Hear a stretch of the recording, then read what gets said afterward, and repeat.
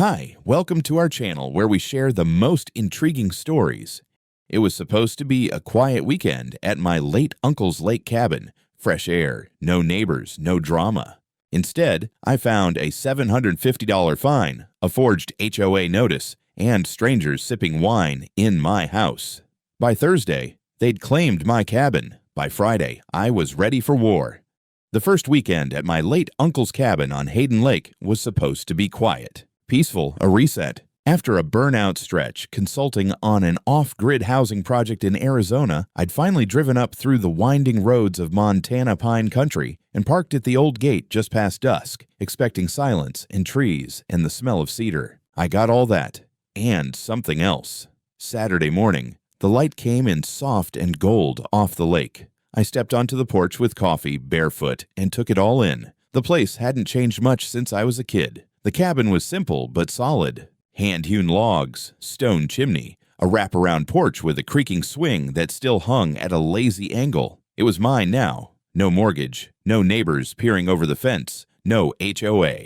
That last bit had been part of the appeal, confirmed by the deed, title, and 2 separate legal reviews before the probate cleared. That's why the envelope zip-tied to my gate made exactly 0 cents. It was printed on glossy letterhead. Crescent Ridge HOA. The wording was the kind of corporate paranoid legalese I used to laugh at during compliance audits. Pursuant to the owner visitation schedule outlined in Resolution 48G, this property is designated a quiet rest zone on Thursdays and must remain unoccupied during that time.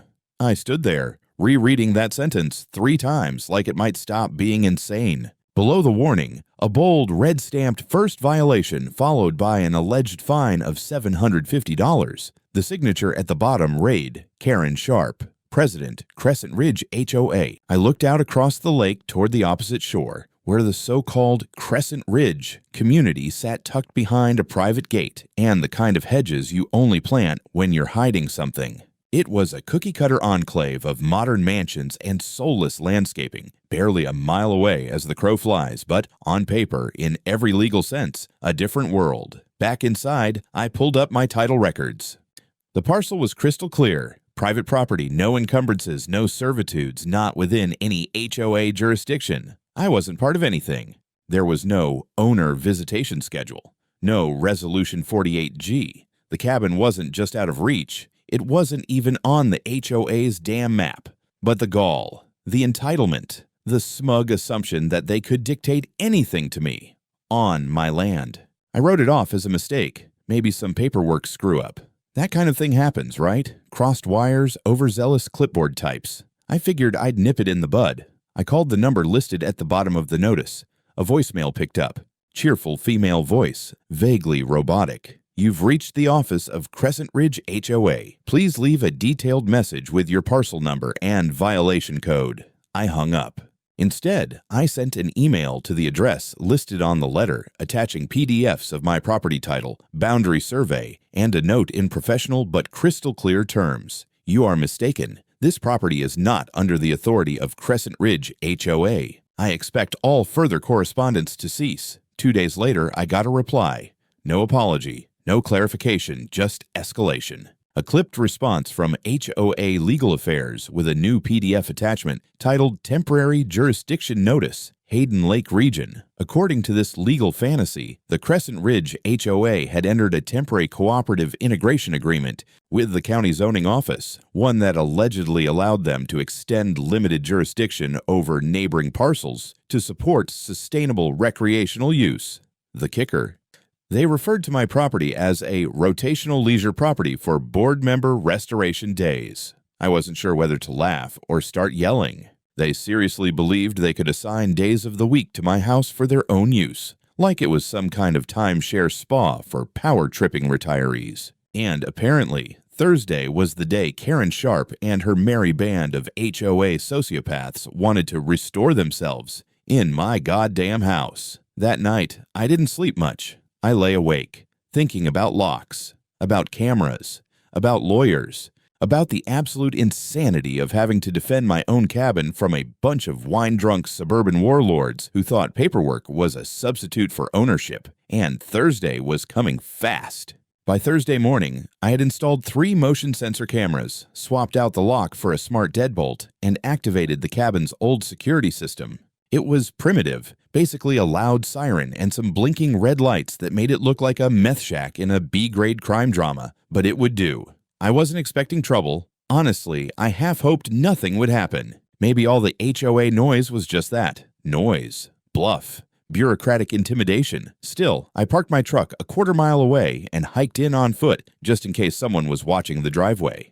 I set up shop in a makeshift blind behind a thicket of fir trees with a thermos of coffee, binoculars, and a live feed from the cabin cam streaming on my phone. At exactly 11:05 in the morning, a dark blue SUV pulled up to my gate. 4 people got out. One of them, blonde Bob, posture like a plank of oak, clipboard in hand, was unmistakably Karen Sharp. She was wearing a navy blazer despite the 68-degree weather and carried herself like she was entering a government building, not someone else's property. They walked right in. No hesitation. Karen punched something into the keypad on the gatepost. I hadn't changed the code yet, stupid me, and they strolled down the gravel path like they owned the place. One of the men had a cooler in one hand and a Bluetooth speaker in the other. The third woman snapped pictures of the porch. All of them were smiling. I watched as Karen pulled a key from her purse and opened my front door. My door. They disappeared inside, and for the next 6 hours the cameras captured a scene straight out of a smug yuppie Airbnb promo. The Bluetooth speaker blasted smooth jazz and lo-fi beats. They brought in charcuterie boards, wine, pillows, yoga mats. Someone lit the fireplace despite the perfectly mild weather. They used the sauna soaked in the hot tub, and one of them even wore a robe from my linen closet. At one point, Karen stood by the window and looked out at the lake with a glass of Chardonnay in hand and said, loud enough for the mic to catch, "This is exactly the kind of atmosphere we want for board wellness. He's not even here during the week. What's the harm?" Another voice answered, "Technically, the rezoning hasn't passed yet." To which Karen replied, "Close enough. I've got the right people listening." She winked. I stared at the screen. My jaw clenched so hard my molars hurt. They were treating my house like a shared executive lounge, a goddamn boardroom with bathrobes. Just before they left, around 5:30, Karen pulled out her phone and took a selfie on my porch with the others, all smiles. Behind her, pinned to the front door, was a laminated flyer in pastel colors that read, "Crescent Ridge, HOA presents Thursday Restoration Retreats, Hayden Lake Site. Tranquility by Design. Private tours available next week for board members, employee, friends. Tours. Fucking tours." After they left, I went inside, still shaking. The air smelled like lavender oil and toasted bread. My fireplace was warm. My shower was wet. There were 4 wine glasses in the sink and 1 lipstick stain on the rim of mine. On the coffee table was a small guest book, the kind you find in boutique inns. I hadn't seen it in years. My uncle used to keep it out for visiting relatives. Someone had written in it, "Lovely Thursday. The lake is so soothing. Thank you for sharing your space with the community." MF. I almost put my fist through the drywall. Instead, I went to my laptop and backed up all the camera footage, local drives, cloud, encrypted thumb drive. I wrote down every timestamp, every face, every quote. I screenshotted the flyer, the guest book, the door lock logs. The Wi-Fi network showed 4 unfamiliar devices connected during the day, all labeled Karen Sharp Phone, Crescent Pad, Wellness Speaker, Greg HOA. They were broadcasting their arrogance in Bluetooth. I filed a preliminary police report. Nothing too formal, just documentation. The deputy at the rural sheriff's office seemed sympathetic, but non-committal. "Not much we can do unless there's a break-in or damage," he said. Looks like they let themselves in. Yeah, using a key they should never have had. I was still stewing about that when it hit me. The smart lock had been remotely updated a few days ago. A software patch from the manufacturer, the same company that handled preferred service integrations for Crescent Ridge HOA. Son of a bitch. They'd added themselves as admin users. I reset the system, factory default, killed all remote access, changed Wi-Fi, swapped the router. Then I drove an hour into town and bought 2 deadbolt chains and a box of no trespassing signs. The next Thursday was going to look very different. By the following Monday, I wasn't angry anymore. I was clinical, cold. If Thursday had been a slap in the face, this was the slow drag of a scalpel across the skin. Deliberate, precise, and very, very sharp. They wanted to play games with paperwork? Fine. I'd play back. Only difference was, I came from a family of engineers, not wine club presidents. I liked rules, I liked evidence, and I wasn't afraid to crawl elbow deep into the guts of bureaucracy to cut the infection out. I started with the county zoning office. The place was a boxy concrete building tucked behind a gas station and a drive-through espresso shack, the kind of government facility where time seems to pool in the corners and nobody ever changes the light bulbs. I walked in with a flash drive, a notarized copy of my deed, a printout of my property's boundary survey, and the quiet rage of a man whose privacy had been treated like a community jacuzzi. At the front desk, a young woman with blue-dyed hair and murder in her eyes customer service expression asked me what I needed. Everything, I said. Any and all documents involving Parcel 14B, Hayden Lake Region, ownership, rezoning, variance requests, cooperative land use agreements, any filings with HOA involvement. She gave me a look that said, "You sound like a lunatic," then passed me a clipboard and told me to wait. 37 minutes later, a man named Doug Lomas called my name. Mid-50s, gray buzz cut, pocket protector, and a smile like damp cardboard. We shook hands in the hallway. His ID badge read, Senior Zoning Clerk, Eastern Region. I followed him into a back room stacked wall to wall with aging filing cabinets and a single humming workstation. He tapped at a keyboard, muttering to himself, then paused. "Well," he said, "looks like there was a supplemental jurisdiction request filed last August, initiated by Crescent Ridge HOA, covers 3 parcels outside their core zone. Yours is one of them." I clenched my jaw. "Filed under what authority?" Doug shrugged. "It's not finalized, just a provisional application, pending review, but..." He squinted at the screen. "It says it includes owner consent. Let's see here. Yeah, there's a document scanned in, signed by a Gregory Hawks. My uncle." He clicked and pulled up the PDF. Grainy, low resolution, badly scanned. The signature at the bottom was barely legible, a wobbly scrawl that bore some resemblance to my uncle's name if you squinted and had a head injury. The date of the signature, 2 weeks after he died. No notary stamp, no witness signature, just a single-page agreement titled Consent to Cooperative Jurisdiction Recreational Use Program, HOA Form 9B. I leaned in. "Can I get a copy of that?" I asked, trying not to sound like I wanted to throw his monitor out the window. Doug hesitated. "You can submit a records request. Processing time's about 14 business days." "Doug," I said, my voice flat. "That's a forged signature of a dead man granting property rights to a private organization. You sure you want to be the guy who sat on it?" He blinked twice. "I'll put in an expedited request." Back at the cabin that night, I compared the forged signature to my uncle's real handwriting from an old birthday card I'd found in a drawer. It wasn't even close. The fake had loops where Greg always printed straight. It slanted upward like it was in a hurry to escape the page. It was amateur hour forgery, probably whipped up in Microsoft Paint and run through a scanner at a UPS store. And yet it was enough to get into the county system. I dug deeper. Open records, county GIS overlays, every zoning proposal Crescent Ridge had submitted in the last 18 months. Most of it was bland HOA filler, tree height restrictions, noise ordinances, some pet-related bullshit. But tucked inside one packet was a memo. Hayden Lake Integration Pilot, Phase 1. My parcel was listed. I found something else, too. Metadata from the scanned document. The author field read D. Lomas.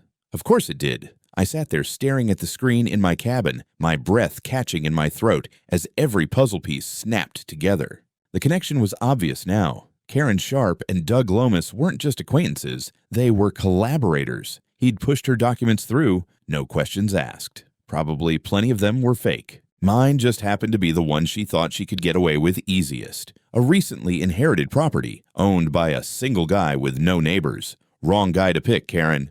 That night, I reached out to an old college friend named Val, now a GIS analyst for a utility company. Over a video call, I walked her through what I had. She agreed to help me map the discrepancies between the official zoning records and the false HOA expansion plans. If there were overlaps, illegal changes, or attempts to overwrite property boundaries, she'd find them. "I've seen this kind of thing before," she said. "Usually it's for pipelines or mineral rights. This is new, though." "What do you mean?" "Karen's not after your land, Trev. She's after your brand."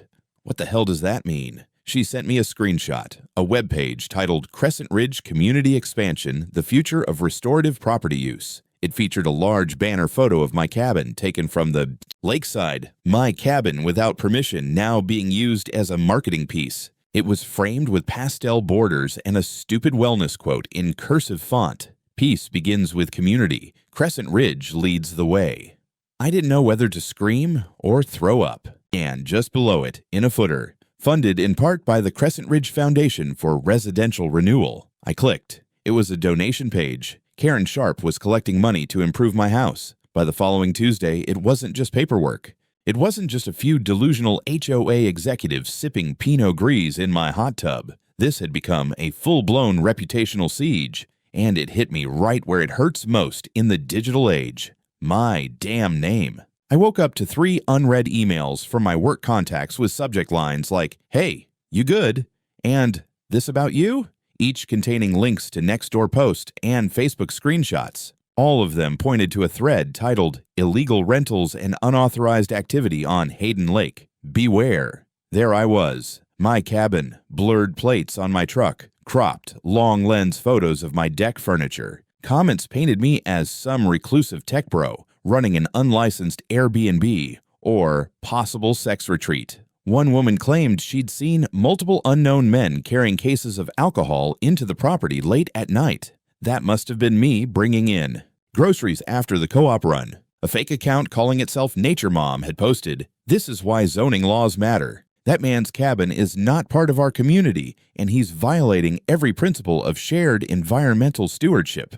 I recognized the language. It matched word for word with the crap I'd seen in Crescent Ridge's Phase 1 integration packet. Someone wasn't even trying to be subtle. I started poking around. Turns out Nature Mom had only ever posted about 3 things: HOA events in Crescent Ridge, a passive-aggressive campaign to ban motorized kayaks, me. One of her other posts read, "If certain owners don't understand the value of cooperative living, perhaps it's time to reconsider private use of such a shared resource." She'd tagged it, Thursday, Harmony, Thursday, Harmony. These psychos had branded my house. Digging deeper, I found the same photos from my security footage being used in Facebook groups, photos I never shared. A few were angles I didn't even recognize. Either someone was sneaking around the property or had remote access to the security system before I locked it down. Then came the fake reviews. A listing popped up on a third-rate short-term rental site, completely bogus, featuring my cabin under the name Tranquility Lodge, Hayden's Secret.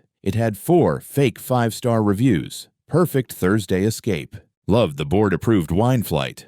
The yoga deck is divine. Karen really outdid herself. This retreat changed my life. Can't wait for my next booking. Private, but still part of something bigger.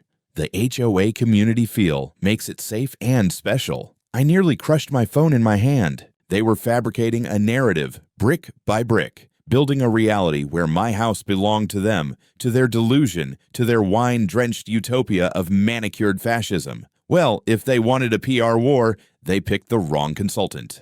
I called in every favor I had from my media and tech network, friends from college, former clients, a guy I once helped win a zoning variance for a yurt hostel in Oregon. We launched a little side project I called Lake House Live, 1 week at the edge of sanity. I installed new cameras, this time explicitly for public streaming. No mics, just visuals. The porch, the dock, the living room, the kitchen. Everything clean, serene, blessedly boring. I built a minimalist site with live video panels and the subtitle, "See the Horrors of Unregulated Property Use," in real time. I posted a daily schedule of my activities. 7 in the morning, wake up, make coffee, stare into the lake, and question my life choices. 9 o'clock in the morning, organize screws by length. 12 o'clock in the afternoon, read Walden, sigh dramatically. 3 o'clock in the afternoon, water basil, consider existence. 6 o'clock in the evening, cook sad bachelor dinner. 9 o'clock at night, not throw orgies. The stream caught traction on Reddit and Twitter. Memes started popping up. One showed me sitting on the porch captioned, "Domestic terrorist apparently." Another had Karen's flyer over my face with the words, "Live, laugh, loot." It didn't take long. A local journalist reached out, small town media, looking for a story beyond bake sale coverage and moose sightings. I gave a quiet interview, showed her the forged documents, the zoning garbage, the donation page. She printed a front-page article titled, "Private Property or HOA Playhouse? The Battle for Hayden Lake." That lit the match. I started getting emails from other property owners, not just on the lake, from nearby counties. People with eerily similar stories, mysterious zoning notices, bizarre HOA offers to integrate their parcels. One woman claimed a committee showed up at her door with brochures and muffins, and through it all, Karen stayed silent. No direct response, no cease and desist, no lawsuit, just nothing. Which told me one thing very clearly. She was planning her next move, and whatever it was going to be big. By the time the newspaper article dropped, I was half expecting a Molotov cocktail through my window. What I got instead was far more satisfying, an inbox full of messages from total strangers with a shared expression. I think they tried this on me too. Turns out I wasn't special, just early. First came a woman named Lucinda Raines, retired professor, owned a cottage 3 miles south of me. She emailed with a PDF attached. Tell me if this looks familiar. It was a scanned copy of a cooperative jurisdiction agreement, nearly identical to the forged one tied to my uncle's name, except this one was dated 3 years ago and supposedly signed by her late husband, Walter Raines. One problem, Walter had died in April of that year. The document was dated May 3rd. When I called her, she was calm, too calm, the kind of calm people develop when they've been dismissed and gaslit for too long. I knew it was fake, she said, but every time I brought it up, they told me I must be confused. I asked if she still had any contact with the Crescent Ridge HOA. She snorted. They stopped answering my calls after I asked to see the original paperwork. Sent me a letter saying I was mistakenly placed in a pilot program, and they had no further need for my cooperation. That was a month ago. Next up was Daniel Black, a former military man, the kind of guy whose property is a sacred boundary marked with warning lights and 308 caliber warnings. He sent me doorbell cam footage of 2 HOA representatives in windbreakers showing up with a binder full of brochures offering enhanced community services if he opted into the Crescent Ridge extended plan. They'd even offered him a tax break. Lady kept talking about community cohesion, he said. I told her cohesion starts with a goddamn knock. She laughed. I didn't. He'd turned them away. But a month later, got a letter from the county claiming his lot was under temporary evaluation for integration. That was when he started installing cameras.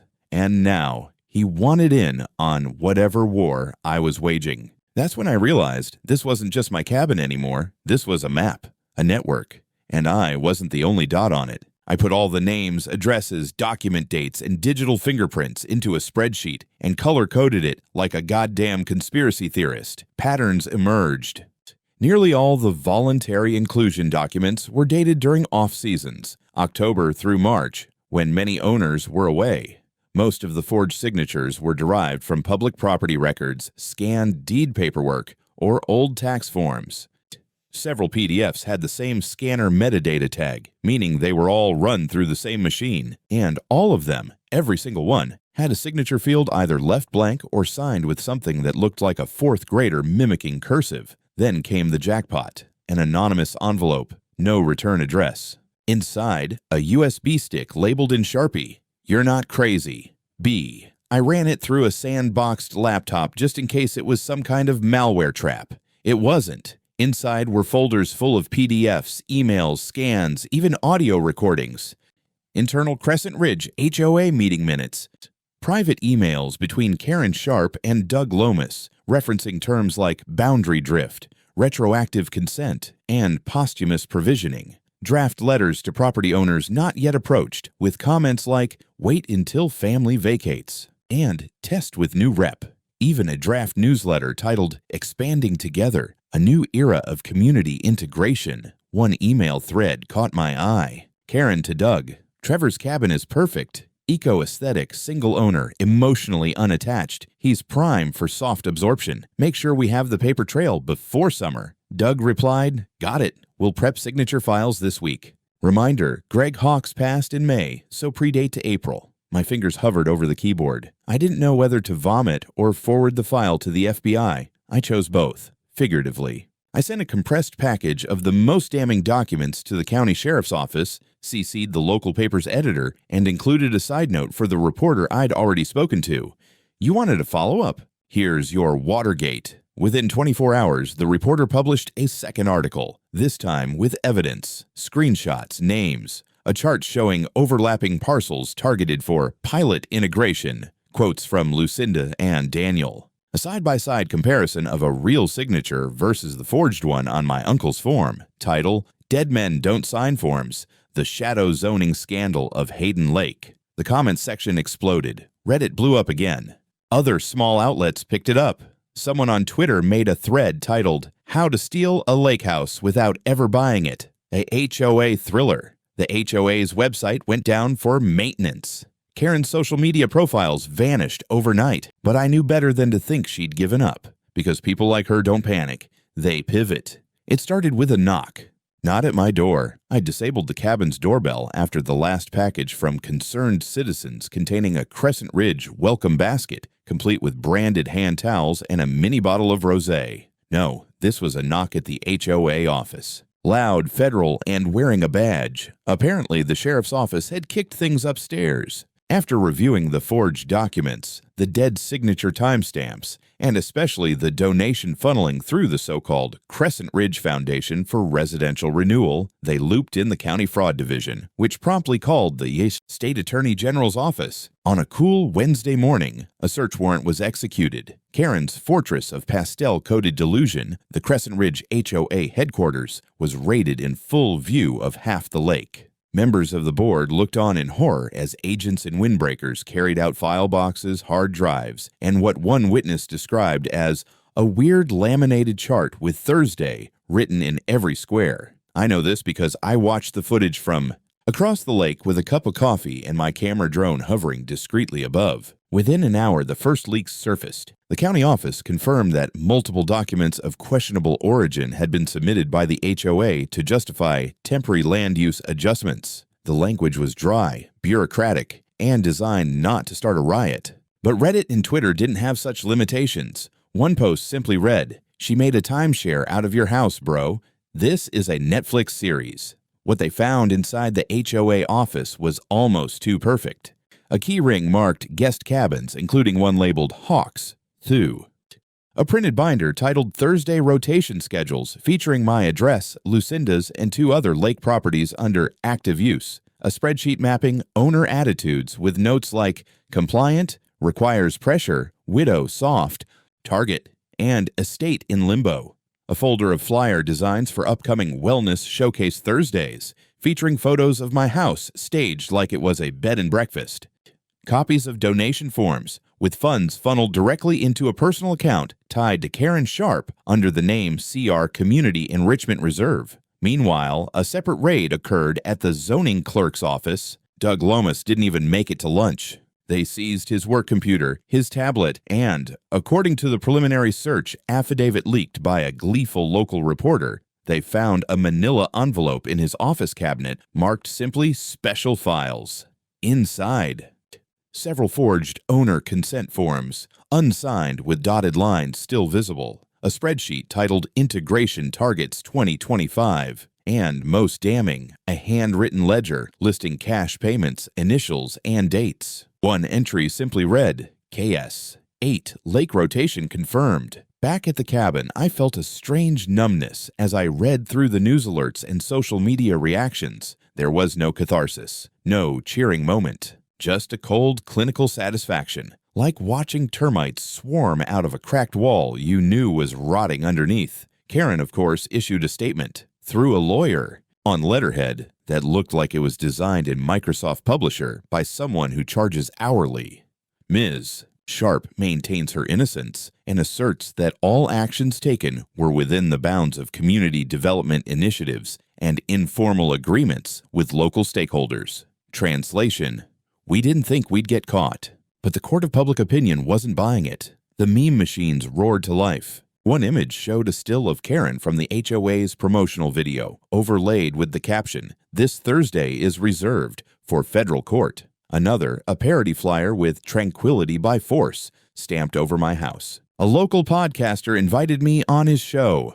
I declined, but listened to the episode anyway. His guest, a retired HOA board member from another state, said something that stuck with me. The mistake wasn't the power they took. It was that they started to believe they were owed it. That week, the state announced it would begin reviewing oversight policies on private HOA powers, particularly in rural and lakeside areas. Several board members resigned. Donors to Karen's foundation began filing fraud claims. Someone even spray-painted "private means private" across the Crescent Ridge community sign.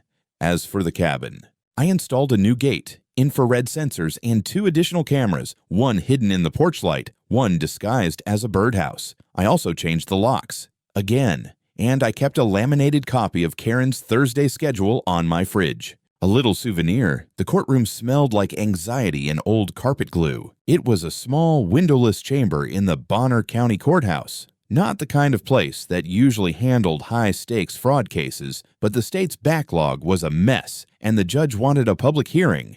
And public it was. Every bench was filled. Reporters stood shoulder to shoulder in the back. Someone had brought snacks. There was even a couple in matching hoodies that read, "I survived HOA gate" in glitter vinyl. I took my place at the witness table, flanked by the county's civil attorney and a private legal rep I'd hired once things escalated past the weird lake neighbor phase. Across from me, in the defendant's row, sat Karen Sharp, draped in a beige pantsuit, like she was dressing for a sentencing in a Martha Stewart miniseries. She didn't look at me. Next to her was Doug Lomas, who looked like a man trying to disappear into his own eyebrows. His lawyer whispered something in his ear, but Doug just nodded slowly, like a kid caught stealing snack cakes on security footage from 12 angles. The charges were read aloud, one by one.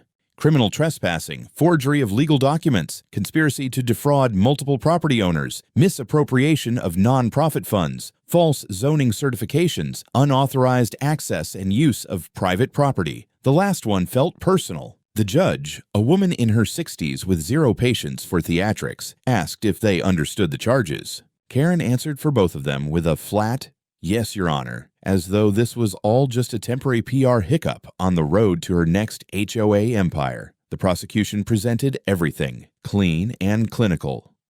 The footage from my cabin, the charcuterie, the sauna, the wine, the Thursday flyers, the forged documents, metadata showing Doug authored in backdated forms, financial records tracing donations to Karen's personal checking account under the alias CR Enrichment. They also brought in Lucinda Raines, who sat in that witness chair like a damn queen. When asked how she felt about her dead husband's signature being used to transfer partial authority of her land to strangers, she looked Karen dead in the eye and said, "If Walter could rise from the grave, he'd sue you himself."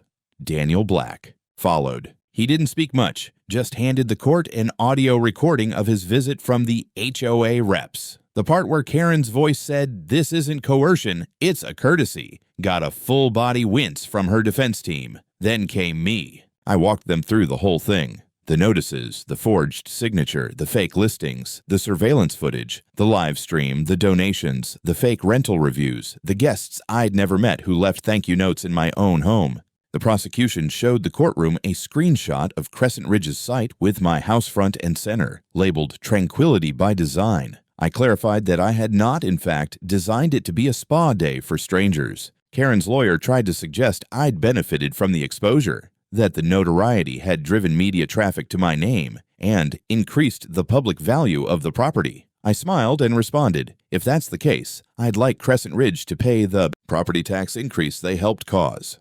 The gallery laughed. The judge did not.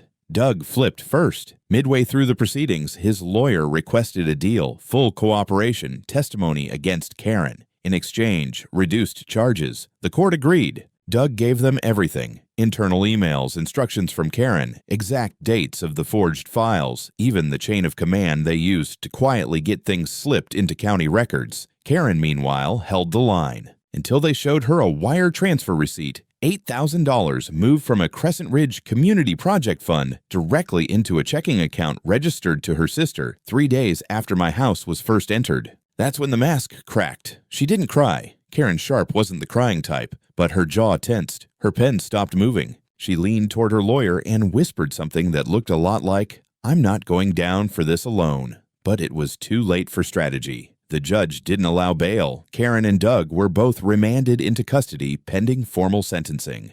The courtroom emptied slowly. Reporters cornered Lucinda on the steps. Daniel vanished like smoke. I stayed back, sitting in the last pew, letting it all soak in. It wasn't over. Civil suits would follow. Property records had to be cleaned up. Donations refunded. Public statements made. But the real threat, the violation of ownership, of safety, of basic autonomy, had been dragged into the light and buried with a damn shovel. Before I left, the bailiff returned a small cardboard box with my name on it. Inside was the guest book Karen's crew had used during their Thursday restoration retreats. On the last page, written in delicate cursive, someone had scrawled, "Thank you for the sanctuary. See you next week. K.S." Under it, I added, "Not unless you're writing from prison." It took 6 months for the dust to settle. Between the state's investigation, the insurance claims, and a wave of small civil suits trickling through the courts like molasses through a busted drainpipe, life around Hayden Lake found its uneasy rhythm again. Crescent Ridge HOA was officially dissolved. Its assets, including a lakefront clubhouse, a community pontoon boat, and a terrifyingly large stockpile of branded lawn flags, were liquidated to help compensate affected property owners. I received a check for $92,000. It wasn't justice, but it was enough to install a real security system, upgrade the solar array, and finally build that cedar dock my uncle always dreamed of. The rest I put aside. I figured I might need it someday, in case the next HOA thought I looked like an easy mark. Karen Sharp was sentenced to 6 years in prison with no parole for the first 4. Fraud, conspiracy, unlawful entry, misappropriation of funds, the works. She tried to angle for house arrest, citing community leadership obligations and reputational damage. The judge responded, and I quote, "That's what happens when you turn real estate into a religion." Doug Lomas got 5 years and a lifetime ban from working in any government position. Last I heard, he was working the register at a gas station in Spokane under a fake last name. Couldn't happen to a more cooperative bureaucrat. As for me, I stayed. The cabin had been tainted for a while. Every creak in the floorboard or knock at the door made my jaw clench. But over time, that faded. Slowly, quietly, with the help of pine-scented air and long, empty mornings. I started inviting people over again. Real friends, good neighbors, not board members with wine breath and boundary issues. One Thursday in early spring, I hosted a small gathering. Just 12 of us, old college friends. 2 other property owners who'd been targeted. Lucinda brought her famous peach pie. Daniel grilled trout over open fire. Someone played soft bluegrass on a battery-powered speaker. At one point, someone pointed to the old wooden sign now hanging above my porch. I carved it myself. Thursdays by invitation only. Everyone laughed. I left the guest book out again that night, just for fun. No pressure, no fake names, no lipstick-smeared pages filled with wellness platitudes. Just real entries. At the end of the evening, I flipped through it. Lucinda wrote, "This pie tasted better than any HOA potluck." Daniel, "Nice to share a Thursday without threats." Then there was a blank page. I thought about adding something myself, but I didn't. Not that night. Instead, I went down to the dock, sat on the edge with a cold beer, and watched the moon ripple across Hayden Lake. Behind me, the cabin stood still and quiet. Solid, mine, and finally safe. Not because I had gates or cameras or legal papers taped to the door, but because everyone who thought otherwise now understood a simple truth. You don't negotiate ownership, not in court, not on paper, and definitely not on a Thursday.